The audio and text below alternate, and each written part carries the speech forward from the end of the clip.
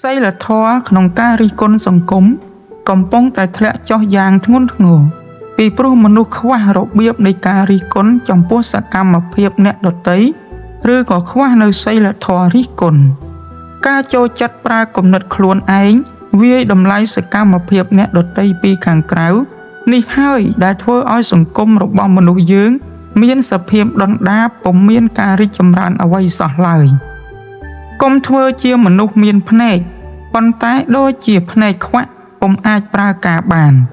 បើភ្នែកខ្វាក់វាមិនជាបញ្ហាអ្វីនោះទេបើចិត្តគំនិតឬបញ្ញាខ្វាក់ហើយនោះវាជាបញ្ហាដ៏ធ្ងន់ធ្ងរចំពោះមនុស្សដែលរស់នៅក្នុងសង្គមសុភាសិតខ្មែរបានលើកឡើងថាបើដំរីខ្វាក់កុំឲ្យត្រមាក់នោះវាភ្លើសត្វវាគ្មានបញ្ញាប៉ុន្តែវាមានតម្លៃហេតុអ្វីមនុស្សមានបញ្ញាបែរជាគ្មានតម្លៃកុំប្រើពាក្យពេចន៍វោហារស័ព្ទដើម្បីតិទៀនអ្នកដទៃទាំងទទឹងទឹះគ្មានដឹងអ្វីសុភាសិតព្រះរាជសម្ភារលើកឡើងថាមនុស្សល្ងង់ຕົកបេះដូងក្នុងអណ្ដាតមនុស្សឆ្លាតຕົកអណ្ដាតក្នុងបេះដូងភាពឆ្លាតវៃនៃរបៀបប្រើប្រាស់វោហារស័ព្ទនឹងធ្វើឲ្យអ្នកคล้ายទៅជាមនុស្សមានតម្លៃ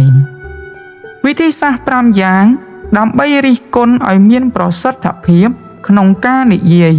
នឹងធ្វើឲ្យអ្នករិះគន់ទទួលយកដោយតណ្ហិភាព 1. រិះគន់ប្រកបទៅដោយក្រមសីលធម៌នៅក្នុងការនិយាយស្ដី 2. រិះគន់ប្រកបទៅដោយហេតុផលច្បាស់លាស់ 3. រិះគន់ប្រកបទៅដោយវិជ្ជាជីវៈក្នុងការរិះគន់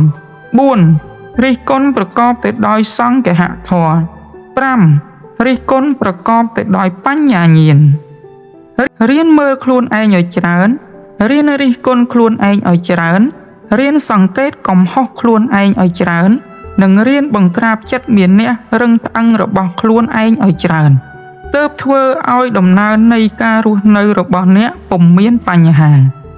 រៀនផ្ដល់ក្តីមេត្តាចំពោះអ្នកដទៃនឹងផ្ដល់ក្តីមេត្តាចំពោះយើងវិញ